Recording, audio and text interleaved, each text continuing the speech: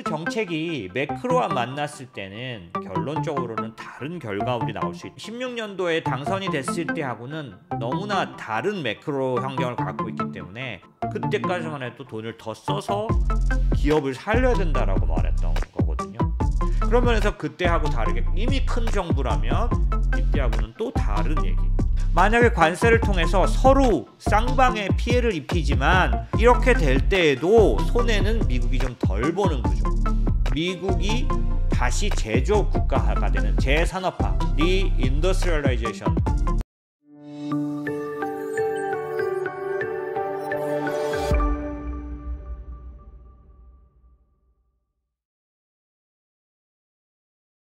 그때는 처음 맡았고 지금은 굉장히 준비된 상태죠. 자, 뭐가 다르냐? 벌써 어젠다 47이라 그래서 자기가 어떤 정책을 피겠다는 걸 23년도에 이미 내놨습니다. 보시면 여기 47가지 여기 1번, 2번, 3번, 47까지 쭉 어젠다를 이거 언제 23년도에 나왔어요. 이 트럼프를 전면적으로 지원하고 트럼프의 정책을 손보고 정책을 보완한 쪽에 미국에서 가장 큰 싱크탱크 그룹인 헤리티지 재단이 개입돼 있습니다. 여기는 이제 사실은 보수 진영, 공화당이 지원하는 보수를 지원하는 싱크탱크 자체가 좀 별로 없었고 적었기 때문에 헤리티지가 나머지 민주당 진보의 모든 싱크탱크보다 더 훨씬 큽니다. 그런데 이 헤리티지 재단이라는 곳이 지나간 4년 동안 아주 주도 면밀하게 프로젝트 2025라는 걸 통해서 트럼프의 재집권과 그 이후의 정책을 준비해 왔다는 겁니다. 지난번에 이제 말씀드렸던 것처럼 이들이 준비했던 내용들 가운데는 이제 그 헤리티지 재단의 그 회장이죠. 이 사람, 그 케빈 로버츠라는 사람. 이 사람이 기본적으로 주도적인 활동을 하면서 트럼프가 정책을 갖게 될 경우 어떤 걸 써야 된다는 그때 필요한 정책, 그때 쓸 수 있는 인물들, 그때 어떤 준비될 수 있게 한 훈련, 전략 이 모든 것들을 이 지속적으로 그래서 인물 같은 경우에도 이번에 트럼프가 이제 당선되고 나서 빠르게 그 자기 사람들을 발표할 수 있었던 건 이미 이렇게 프로젝트 2025 같은 걸 통해서 네트워크를 갖고 어떤 사람이 어떤 생각을 갖고 있고 자기한테 가장 충성하고 그렇게 할 수 있는 사람들을 이미 다 뭐랄까요 파악하고 이 사람들 이 헤리티지 재단을 통해서 교류하고 있었다는 거죠. 그래서 뭐 지난번에 설명했지만 맨데이트 포 리더십이라고 해서 항상 나오는 거지만 이 안에 아주 자세히 전략과 정책에 대한 것들이 나와 있고 주된 내용이 지난번에 설명드린 것처럼 폴 댄스라는 사람이 인사관리국 사람이었기 때문에 이 사람이 주된 활동을 했던 걸로 봤을 때도 아마도 앞으로 트럼프의 내년도는 많은 사람을 갈아치우는 특별히 이제 되자마자 일론 머스크가 나와서 공무원 어떤 그 삭감에 대한 얘기를 하는 것도 이들이 준비해 온 상황입니다, 사실은. 그래서 공무원들에 관련된 모든 그런 부분들을 조사하고 많은 사람을 이제 교체하는 그런 계획들을 이미 진행해 왔기 때문에 상당히 광범위하고 뭐랄까 철저하게 이루어질 가능성이 높다. 그래서 공무원 숫자가 얼마나 줄어들지 모르겠습니다. 사실 공무원 지금 미국 공무원 정확한 숫자가 파악되지 않을 정도로 굉장히 다양하게 연방이기 때문에 이렇게 돼 있는데 굉장히 많은 숫자의 공무원들이 이제 해고당하겠죠. 그렇게 되면은 뭐 그 실업률 막 이런 거에도 영향을 줄 정도일 거로 보여집니다. 어쨌든 이것들이 그냥 트럼프가 열받아서 하는 게 아니고 상당히 준비되어 있는 그런 거라는 거고요. 그 아까 제가 말씀드린 것처럼 그런 측면에서 이 관료주의, 규제철폐 이것을 위해서 이미 이들은 4년간 준비해 왔고 이 규제철폐 같은 경우에도 지금 되자마자 금융 관련된 그런 규제 파트에 있는 사람들 싹 다 그러니까 그 1월 달에 사임하겠다는 거 발표했죠. 그리고 누구를 앉힐 건지 다 이제 뭐 그래서 주로 요즘 코인 쪽 관련돼서 얘기가 많이 나오지만 이런 부분들이 이미 규제를 가지고 있는 그런 규제를 가졌던 어떤 부분들에 대해서 이미 어떤 사람들로 그 부분을 바꿔서 다른 정책을 내놓으리라는 것들을 다 가져가고 있다는 겁니다. 그런 측면에서 보면 트럼프의 그런 준비된 사항 중에 첫 번째, 그러니까 그룹이 트럼프 내에서 이제 한 트럼프의 사람들을 보면 한 두 개의 그룹으로 지금 얘기되고 있는데 이제 첫 번째 그룹이 지금 말한 것처럼 이제 그 관세 관련된 이런 거에 대한 그 가장 그 강경론 그러니까 쉽게 말하면 제가 설명을 좀 잘못 드렸는데 트럼프 관련된 이 트럼프를 따르는 트럼프의 규제 어떤 그런 정책을 준비했던 사람 중에 가장 큰 그룹은 아까 이 헤리티지 재단을 통해서 구축된 그 사람들 다 그 메인 스트림을 갖고 있는 쪽들은 전부 다 뭐냐 중국에 대한 강경론자들입니다. 왜냐하면 이들이 준비한 프로젝트 2025의 주된 내용이 중국을 이제 살아남지 못하게 해야 된다는 거고 중국 때문에 상당 부분 우리가 어려워질 수 있다라는 거예요. 중국 강경론자들의 흐름이 이쪽 이 헤리티지 재단 통해서 준비된 이쪽 사람들이고 또 하나는 이제 그 최근에 이제 발표된 사람들 중에서 예를 들면은 재무장관이라든지 이런 쪽 사람들 같은 경우는 일반적으로 어떤 그 규제 완화를 주장하는 그래서 뭐 코인도 마찬가지고 그 다음에 어떤 기존의 그런 질서나 이런 부분들에 대해서 그 월스트리트 쪽에서 지원금을 굉장히 많이 받았던 이유도 규제를 완화하는 그래서 뭐 빅텍에 대한 규제라든지 뭐 이런 것들이 다 이제 완화될 거로 보는 이유는 일론 머스크도 그 대표적인 흐름이고 요즘 뭐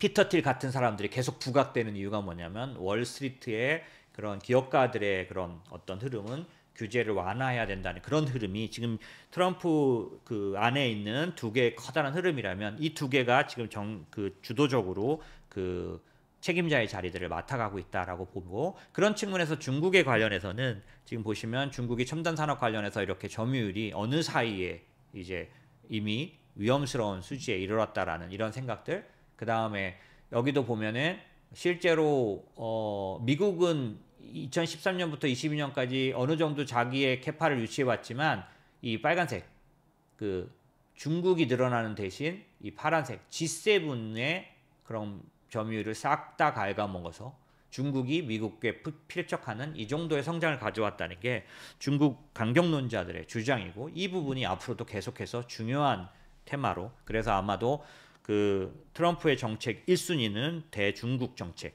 그다음에 인도태평양 지역에 집중된 정책 이런 쪽들로 가져가게 될 거라는 건 어느 정도 이미 준비된 이 세력들 준비했던 이 사람들에 의해서 우리가 충분히 볼 수 있는 그런 흐름이라고 볼 수 있겠죠. 그런가 하면 이제 보시면은 요 네 대통령의 공통점이 뭘까요? 지난번에도 한번 질문했는데 좀 어려웠던 것 같아요. 이 네 대통령은 전부 다 이제 재임 시절에 저격당했고 요 사람 사망했죠. 저격돼서 살해됐습니다. 요 분도 저격됐지만 살아남았고 요 분도 저격을 받긴 했죠. 근데 요 사람들이 그런 저격범에 의해서 사망하기도 하고 살아남긴 했지만 저격당했다는 공통점과 함께 또 다른 공통점이 있다면 달러의 대항자였다라는 거죠. 달러를 무시하고 뭐 금 본위제를 주장하거나 또는 달러의 수호자라고 말하는 연준, 페드 이쪽을 어떤 그 메인의 자리에서 내려오게 하려고 하거나 이런 흐름들을 가져갔던 이 사람들 말고도 두 명 더 다 합치면 이제 3명 더 저격당해서 죽었는데 대통령 중에 그래서 미국 대통령의 사망률이 그 피살률이 전체 40 몇 명 중에서 10명 정도 있기 때문에 20 몇 프로가 제명에 못 죽었어요. 그렇기 때문에 뭐 제일 위험한 직업이다라고 말할 정도로 미국 대통령이 그럴 정도로 됐는데 그 사람들의 공통점의 면면이 보면 전부 다 달러에 대한 어떤 반대되는 그런 흐름을 가져갔던 사람들입니다. 근데 왜 트럼프 얘기를 하다 그 얘기를 하느냐? 이 사람도 일기 때는 너무나 뚜렷하게 달러를 무시하는 발언을 너무 많이 했었기 때문에 사실은 저는 일기 때도 여러 번 그런 얘기들을 한 적이 있습니다. 사실 이렇게 가면 어려울 거다. 혹은 상당히 역사적으로 보면 저격 대상이 될 수 있다. 뭐 이런 느낌이랄까 이런 것도 있더니만 결국에는 두 번째 재선에 성공하지 못했던 그런 어떤 흐름에 의해서 내려앉게 되는 흐름이 있었고 결국에는 이제 뭐 지금도 마찬가지겠지만 그런 부분들을 갖고 있었는데 그래서 그런지 이번에는 완전히 그 달러를 이제 자기는 옹호한다. 그래서 얼마 전에 같은 경우는 브릭스가 달러 외에 다른 통화를 쓰겠다고 했더니 곧바로 관세를 선언하잖아요. 그래서 아마도 자기가 일기 때 가졌던 그런 달러를 무시하는 그런 태도를 오히려 아까 그 어젠드 47 거기에도 명확하게 달러는 기축 통화의 위치를 이걸 가져야 되고 이걸 무시하는 거에 대해서는 강경하게 대응하겠다라는 그런 뭐 뚜렷한 표현을 하지만 그럼에도 불구하고 이 사람이 왜 그 가상통화 대통령이 될 수 있느냐 그런 맥락이 있기 때문입니다. 그리고 제롬 파웰가 아마 피 튀기는 전쟁을 할 거로는 보여지는 거죠. 왜? 달러의 수호자는 말 그대로 이제 대표적인 게 연준이죠. 아시다시피 연준은 미국의 은행, 그러니까 미국의 미국 나라 은행이 아니죠.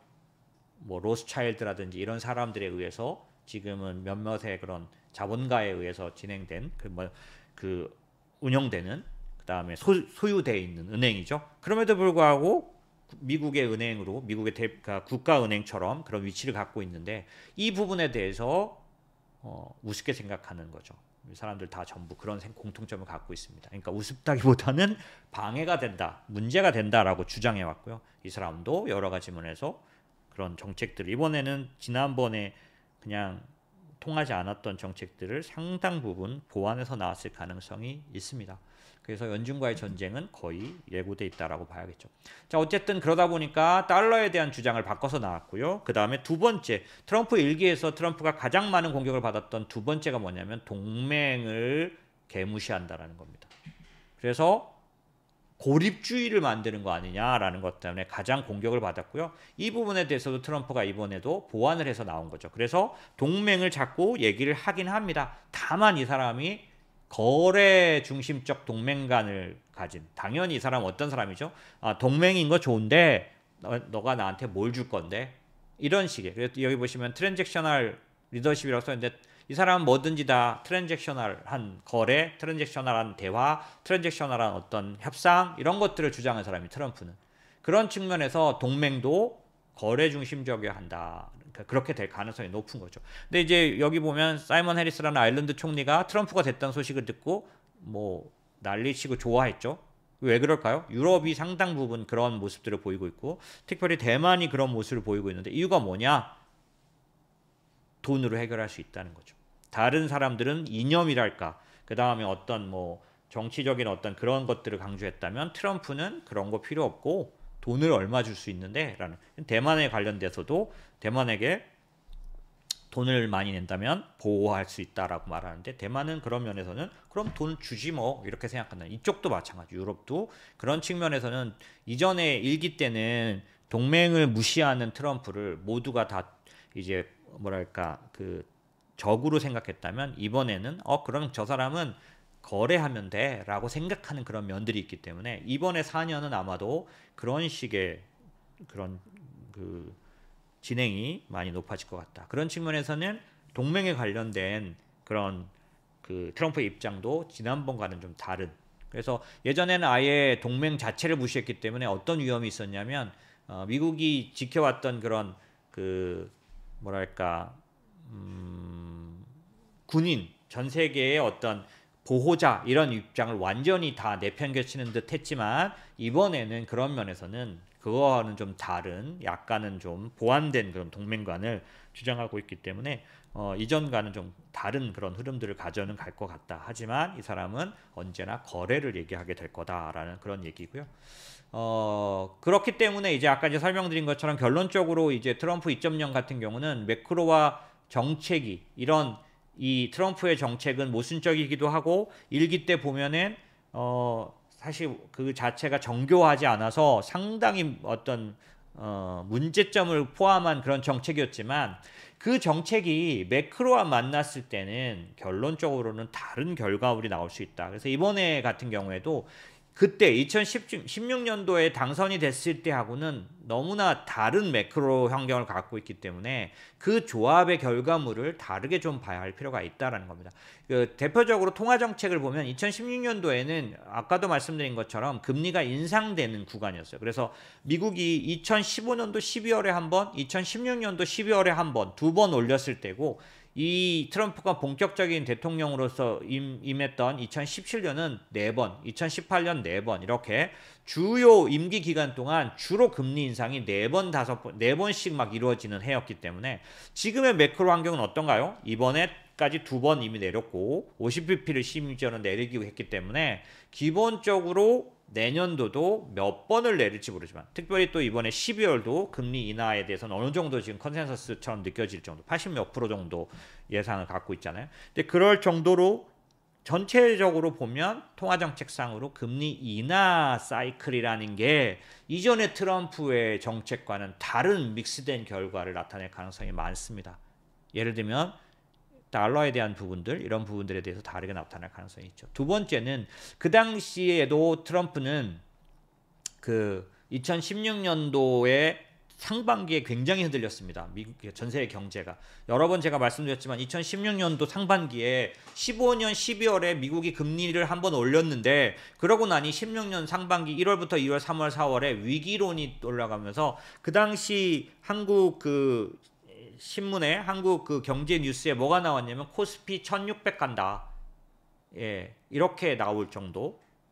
지금은 뭐 내려와 그러니까 코로나 때 올라간 상태에서 내려온 거지만 그 당시는 2000 정도에 있었는데 1600 깨고 내려갈 거라는 예상, 그다음에 중국 위기론 막 이런 것들이 2016년도 상반기를 마구 흔들고 힘들게 했던 기억이 조금 지금도 뚜렷해요.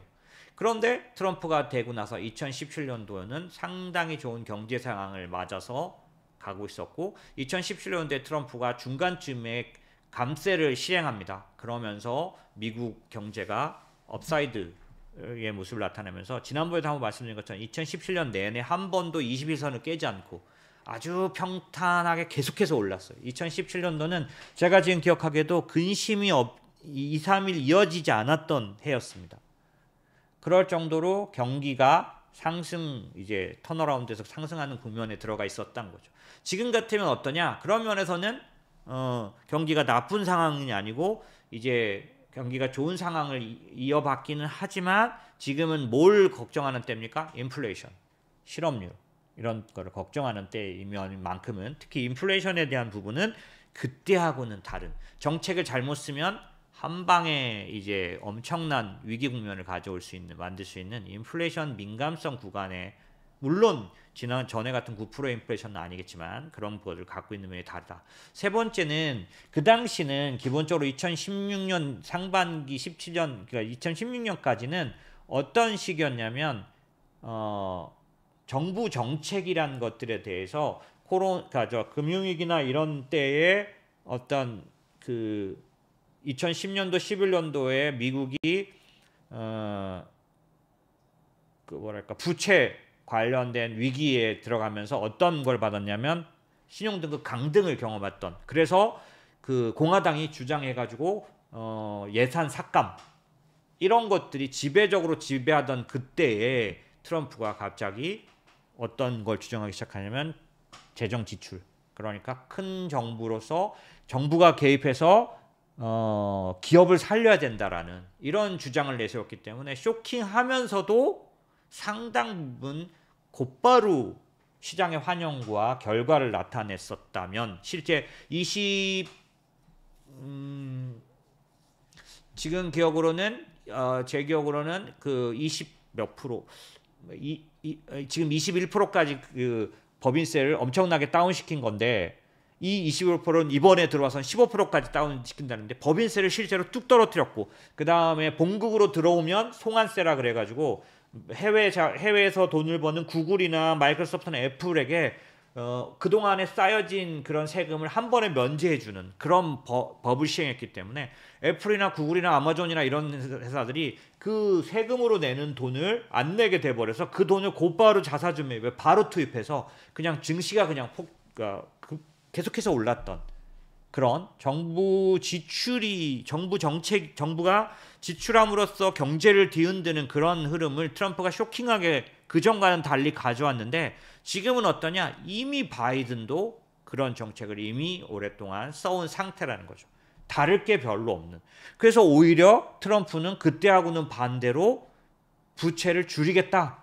그래서 일론 머스크가 들어와서 공무원 내쫓고 뭘 줄여서 적자를 줄이겠다고 말하는데 트럼프로서는 사실 예전에는 하지 않던 소리죠. 왜냐하면 그때까지만 해도 돈을 더 써서 기업을 살려야 된다라고 말했던 거거든요. 그런 면에서 그때하고 다르게 이미 큰 정부라면 이때하고는 또 다른 얘기가 진행될 가능성이 상당히 높다. 이게 이제 매크로가 지난번하고는 다르기 때문에 아마 그 화합물인 결과물은 다르게 나올 거라는 거죠. 그런 측면에서 우리의 관심사는 관세인데 관세가 이제 어떻게 될 거냐라고 말하면 실제로 관세는 생각보다는 관세 정책은 트럼프가 들어오자마자 하지 않았습니다. 1기 때는 감세부터 진행했고요. 그 다음에 관세를 진행했는데 이번에는 동시 혹은 관세부터 진행할 가능성이 상당히 높습니다. 왜냐하면 관세에 대한 준비를 많이 해갖고 들어오기 때문에 그래요. 근데 이제 이 관세에 대한 어떤 연구 이제 결과를 보면 미국 같은 경우에는 어떠냐면 미국 같은 경우에 이게 복잡하게 써놨는데 지금 시간이 없어서 설명을 못 드리고요. 미국은 어떠냐면 무역 적자가 심각한 무역 적자가 아주 그 뭐랄까요 그 압도적으로 높은 그런 국가이기 때문에 당연하죠. 이제 왜 당연하냐면 이게 정상입니다. 기축통화국은 무역 적자를 통해서 기축통화국의 지위를 유지해가는 구조가 정상적입니다. 무슨 얘기냐면 기축통화국은 달러를 찍어서 그 달러로 다른 나라의 물건을 사줌으로 해서 기축통화가 그 나라로 흘러들어가고 그걸 통해서 기축통화국을 유지해가는 구조. 이게 정상적인 기축통화국의 흐름이다 보니까 당연히 무역 수지는 무역 적자가 뭐 비교할 수 없을 만큼 큰 게 정상입니다. 물론 이렇게 말하면 아니 어느 나라가 무역 적자가 큰 게 더 좋아요 하지만 전 세계에서 유일하게 기축통화국은 무역 적자를 통해서 기축통화의 위치를 유지해가는 그걸 소위 말하는 트리핀 딜레마라 그래서 달러는 너무 강해지면 오히려 기축통화의 위치를 잃어버리게 되어 있습니다. 다른 나라들은 통화가 강세를 띠면 그게 그 나라의 위상을 말하는 거지만 미국은 달러가 너무 강해지면 그 나라의 위상인 기축통화국의 위치를 오히려 잃어버리는 이걸 트리핀 교수가 말하는 트리핀 딜레마라는 겁니다. 그러다 보니까 어떤 면에서는 무역 적자가 일정 부분 이 기축통화국 패권 국가로서의 지위를 유지시켜주는 달러의 그 패권을 유지시켜는 방법인데 트럼프는 이걸 없애겠다는 거죠. 그런데 조사를 해보니까 워낙에 무역 적자가 큰 국가다 보니 관세를 심하게 때려도 다른 나라도 피해를 입고 미국도 피해를 입지만 미국의 피해는 상대적으로 작을 수밖에 없는 구조. 왜? 무역 적자가 워낙 압도적으로 구조적으로 큰 국가이기 때문에 기축통화국이기 때문에 만약에 관세를 통해서 서로 쌍방에 피해를 입히지만 관세가 심하게 높아지면 제일 높아진 게 뭐냐면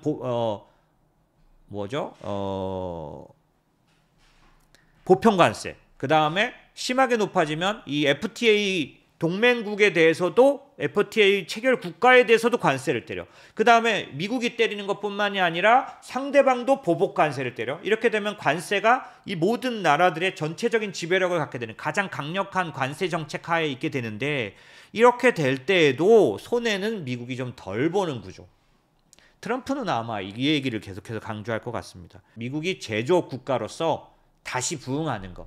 리쇼어링은 지난번에도 설명드린 것처럼 산업 생산을 미국으로 다시 이전하는 걸 말하는 거고 미국이 다시 제조업 국가가 되는 재산업화, 리인더스트리얼라이제이션을 만드는 그걸 리쇼어링이라는데 이거는 오바마 때 시작됐고 바이든도 진행했고 오바마, 트럼프, 바이든 계속해서 진행해온 일이고 아마도 트럼프의 관세 정책은 얘를 겨냥하지 않겠냐. 결국 우리가 바라봐야 될 곳은 리쇼어링이 아니겠냐라는 거죠. 그래서 한창 지금 리쇼어링이 진행되고 이거를 그 JP 모건 같은 경우에 모건 스탠리 같은 경우는 10조 달러 시장으로 말하는 거고 지난번에 설명드린 것처럼 그런 의미에서 주식 시장에 반영된 걸 보면 S&P 500이나 QQQ의 2배씩 이 리쇼어링 관련 주식들, 이때 설명드렸던 것은 산업재료, 공장이 만들어지고 제조업 국가로 변화되면서 가장 크게 수혜를 받을 수 있는, 가장 먼저 수혜를 받을 수 있는 이런 캐펙스 관련된 기업들, 이튼이라든지 그 퀀타 서비스라든지 뭐 이런 그러니까 그 뭐죠? 파커 하나피라든지 이런 회사들이 S&P 500이나 나스닥의 2배씩 오르는 모습이 여전히 지금 트럼프의 관세 정책의 타겟이 아니겠느냐라는 거고.